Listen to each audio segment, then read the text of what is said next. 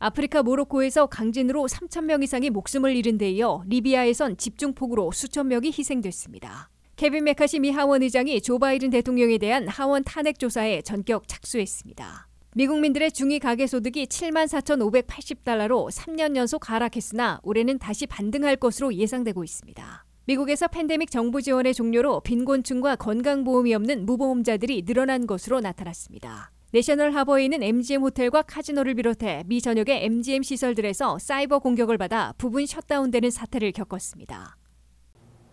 여러분 안녕하십니까? 워싱턴 뉴스 투데이입니다. 북아프리카 모로코에서 6.8의 강진으로 3,000명 이상이 목숨을 잃은 데 이어 인근 리비아에선 집중폭우로 댐까지 붕괴돼 5,000명에서 10,000명 이상의 인명피해가 우려되는 등 지구촌이 끝없는 기후재앙을 겪고 있습니다. 미국에서도 올 들어 8개월 동안 하와이 마우이섬 산불과 캘리포니아 폭우 등 10억 달러 이상의 피해를 낸 건수가 23건 발생했으며 253명이 숨지고 573억 달러의 경제 피해를 내면서 자연재해 피해 기록을 갈아치우고 있습니다. 안혜린 기자의 보도입니다. 지구촌을 공포에 몰아넣고 있는 기후재앙이 북아프리카를 잇따라 강타하고 있습니다. 모로코에서 진도 6.8도의 강진으로 사망자들이 지속적으로 늘어 12일 현재 3,000명에 육박하고 있는 데 이어 인근 리비아에서는 집중폭우 속에 댐들이 붕괴되는 바람에 2,000명 내지 5,000명이나 사망했을 것으로 우려되고 1만 명 이상이 실종 사태에 이르는 참극을 겪고 있습니다. 동서로 둘로 갈라진 리비아에서 동북부 지중해 도시인 데나에 지중해 폭우인 데니얼이 집중폭우를 퍼부었고 그 여파로 댐 두 곳이 붕괴되는 비극이 벌어졌습니다. 집중폭우에다가 댐까지 붕괴되는 바람에 엄청난 양의 물결이 데나시의 25%나 집어삼키면서 가옥과 사업체, 자동차 등까지 모두 파괴시켰습니다. 도시를 파괴시킨 물폭탄으로 데나시 주민 2,000명이 목숨을 잃은 것으로 동부지역 리비아 당국이 밝혔습니다. 더욱이 이 지역 주민 1만 명 이상 아직 실종 상태라고 국제적십자사가 밝혀 사망자들이 5,000명에 달할 수 있을 것으로 우려되고 있습니다. 리비아의 서쪽에 있는 모로코에서는 이에 앞서 산악지대에서 진도 6.8도의 강진이 벌어져 산악지대 아래 마을을 초토화시켰습니다. 모로코 강진으로 숨진 사망자가 연일 늘어나고 있어 12일 현재 3,000명에 육박하고 있습니다. 북아프리카에서 엄청난 기후재앙이 잇따르고 있는 가운데 미국에서도 올 들어 8개월 동안 기후재앙의 피해가 기록을 갈아치우고 있습니다. 미국의 국립해양대기청이 12일 발표한 통계에 따르면 올 들어 8월 말까지 미국에서 발생한 기후재앙 가운데 10억 달러 이상의 피해를 안겨준 건수는 23건으로 지난해는 물론 1년 전체의 최다치인 2020년에 22건을 넘어서 신기록을 세웠습니다. 올해 8개월 동안 10억 달러 이상의 피해를 낸 미국의 기후재앙 23건으로 253명이 목숨을 잃고 576억 달러의 피해를 안겼습니다. 여기에는 하와이 마우이 섬의 초대형 산불 피해 55억 달러와 캘리포니아의 집중 폭우와 산사태, 홍수 범람 피해 46억 달러가 포함됐습니다. 지난해인 2022년 전체에선 10억 달러 이상 피해를 낸 기후재앙 18건으로 1,650억 달러의 재산 피해를 기록해 올해 1년 전체 피해액도 전년 전체액을 넘어설 것으로 우려되고 있습니다. 미국에서는 9월부터 11월까지 이어지는 허리케인 시즌에서 예년보다 더 많은 폭풍우가 몰아치고 초대형 산불과 가뭄, 폭우에 따른 대홍수, 겨울철에 폭풍설이 우려되기 때문입니다. WKTV 뉴스 안혜린입니다. 미국의 권력 승계 서열 2위인 케빈 메카시 하원 의장이 조 바이든 대통령에 대한 하원 탄핵 조사에 전격 착수해 정치적 폭풍우를 일으키고 있습니다. 공화당 하원에서 바이든 탄핵안을 가결하는 데 필요한 218표를 확보할 수 있을지 확실치 않고 공화당 상원마저 탄핵할 근거가 부족하다고 미온적인 반응을 보이고 있으나 내년 선거와 맞물리면서 정치 공방과 충돌이 가열될 것으로 보입니다. 한면택 기자의 보도입니다. 케빈 메카시 하원의장이 하원의 표결 없이 조 바이든 대통령에 대한 하원 탄핵 조사에 전격 착수하는 강수를 꺼내들었습니다. 노동절 연휴를 마치고 워싱턴에 돌아오자마자 메카시 하원의장은 공화당의 조사 결과 바이든 가족을 둘러싼 부패 문화를 확인할 수 있었다면서 공화당 하원의 3개 위원회들에게 바이든 탄핵 조사에 착수하도록 지시했다고 발표했습니다. 메카시 하원의장은 공화당이 장악하고 있는 연방하원의 정부감독위원회, 법사위원회, 세입위원회 등 3개 위원회에서 바이든 탄핵 조사를 실시하도록 지시했습니다.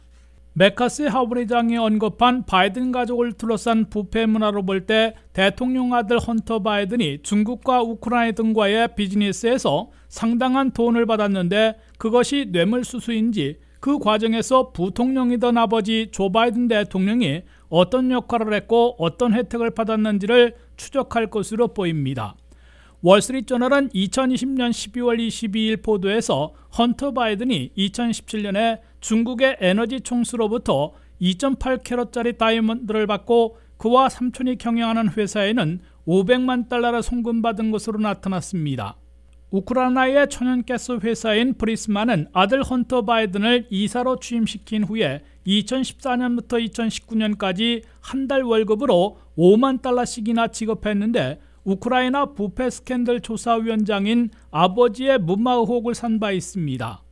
하지만 케빈 메카시 하원의장이 그동안의 약속과는 달리 하원 표결도 실시하지 않고 일방적인 탄핵 조사 착수를 지시한 것은 공화당 하원 내 강경구 포스파들의 강한 압박 때문으로 간주되고 있습니다. 매트 카예츠 하원의원 등 강경보수파 공화당 하원의원들은 메카시 하원의장이 바이든 탄핵 조사를 추진하지 않으면 하원의장 축출을 재시도하는 동시에 9월 말까지 마련하지 못하면 정부 셧다운을 초래하는 임시 예산안을 가로막을 것이라고 우협해왔습니다. 이에 대해 백악관은 성명을 통해 메카시 하원의장은 근거나 증거가 없는 주장과 탄핵을 추진하지 않으면 셧다운을 위협해온 극우 극단파 멤버들의 동굴에 빠져들거나 굴복해서는 안 될 것이라고 반박했습니다.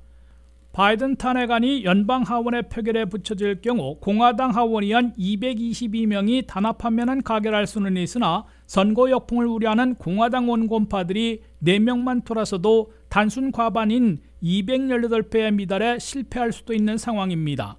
또한 연방상원의 탄핵 재판에서는 3분의 2인 67명의 지지가 있어야 최종 대통령 탄핵이 이루어지는데 현재 상황에서는 사실상 불가능합니다.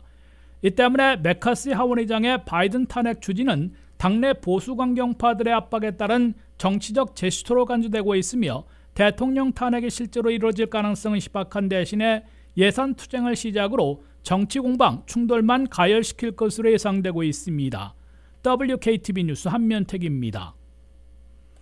미국민들의 중위 가계소득이 2022년에 74,580달러로 3년 연속 하락했다고 연방 센서스가 발표했습니다.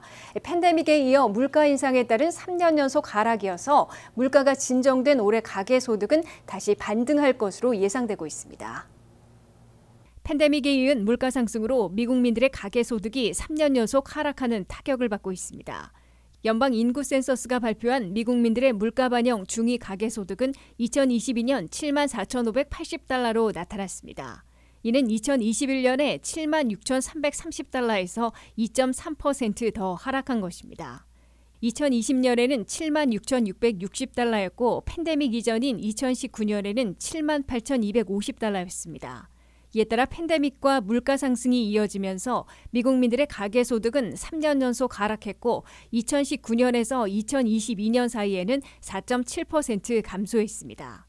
2022년 가계소득을 인종별로 보면 한인들을 포함한 아시아계가 10만 8,700달러로 가장 많았습니다. 백인들이 8만 1,060달러로 2위를 기록했습니다. 이에 비해 히스패닉은 6만 2,800달러, 흑인들은 5만 2,860달러로 상당한 격차를 보였습니다. 지역별로도 차이를 보이고 있는데 서부 지역이 8만 2,900달러로 가장 높았습니다. 동북부는 8만 400달러로 두 번째를 기록했습니다. 이에 비해 중서부는 7만 3,100달러, 남부는 6만 8,200달러로 적지 않은 차이를 보였습니다. 미국민 가계소득과 함께 미근로자 1인당 근로소득도 인플레이션 때문에 하락세를 면치 못했습니다. 미근로자들의 1인당 근로소득은 2022년에 전체는 4만 8천 달러로 전년에 비해 2.2% 줄었습니다. 풀타임 근로자 1억 2,140만 명의 근로소득만 계산하면 2022년에 평균 6만 100달러로 전년보다 1.3% 감소했습니다. 미국의 1인당 근로소득과 가계소득이 2022년까지 계속 하락한 주된 이유는 팬데믹 3년을 거친 데다가 지난해 6월 9.1%까지 치솟은 40년 만의 물가 급등에 직격탄을 맞았기 때문으로 분석됩니다. 다만 현재 물가 진정세를 보이며 6월부터는 실질 소득이 2년여 만에 처음으로 플러스를 기록하고 있어 올해 미 근로자들의 1인당 소득과 가계 소득이 다시 반등될 것으로 예상되고 있습니다. 연방 센서스는 매년 9월 중순 물가를 반영한 미국민들의 1인당 평균 근로소득과 가구당 중위소득을 발표하고 있습니다. 미국에서 팬데믹 정부 지원의 종료로 빈곤층과 건강보험 없는 무보험자, 소득 격차가 다소 늘어난 것으로 나타났습니다. 공식 빈곤율은 11.5%, 3,790만 명으로 비슷했으나 정부 지원을 받아야 하는 빈곤층은 7.8%에서 12.4%로 대폭 늘어났으며 미국민들의 7.9%, 2,590만 명은 여전히 건강보험이 없는 것으로 조사됐습니다. 안혜린 기자의 보도입니다. 미국에서는 여전히 빈부 차이를 해소하지 못하고 있으며 팬데믹 정부 지원금이 끝나면서 생활고에 다시 빠진 빈곤층이 다시 늘어난 것으로 연방 센서스가 12일 발표했습니다.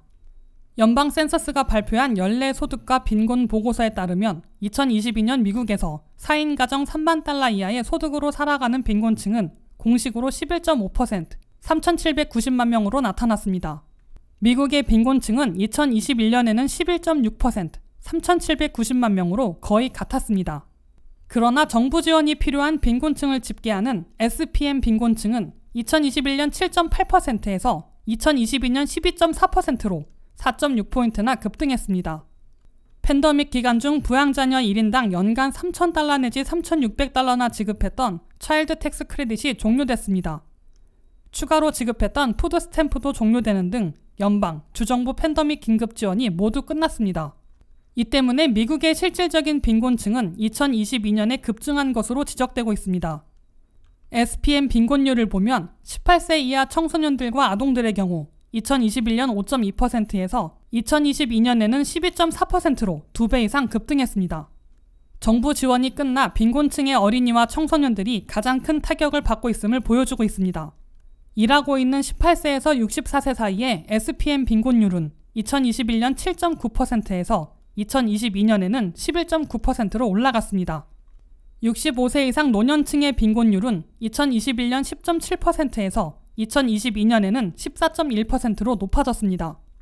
ACA 오바마 케어의 확산으로 건강보험 없는 무보험자들이 한 자릿수의 비율을 유지하고 있으나 여전히 적지 않은 미국민들이 무보험의 위험 속에 살아가고 있습니다. 2022년 건강보험 없는 무보험자들은 7.9%, 2,590만 명인 것으로 연방 센서스는 계산했습니다. 건강보험을 갖고 있는 미국민들은 전체의 92.1%나 되는데 민간보험이 65.6%이고 공공보험이 36.1%를 차지하고 있습니다. 민간보험에서는 다수인 54.5%가 직장의료보험이고 직접 구입한 개인보험이 9.9%, ACA 오바마 케어 정부보조보험은 3.6%를 점유하고 있습니다. 공공보험 중에서는 65세 이상 노년층과 장애인들이 이용하는 메디케어가 18.7%, 저소득층 메디케이드가 18.8%를 차지하고 있습니다. WKTV 뉴스 안혜린입니다. 리조트 호텔과 카지노로 유명한 MGM의 내셔널 하버를 비롯한 전역의 주요 호텔과 카지노 시설들이 사이버 공격을 받아 부분 셧다운되는 사태를 겪었습니다. 일요일에 시작된 것으로 보이는 사이버 공격으로 MGM의 여러 리조트들과 카지노 시설들이 월요일에 다운되는 혼란에 빠졌습니다.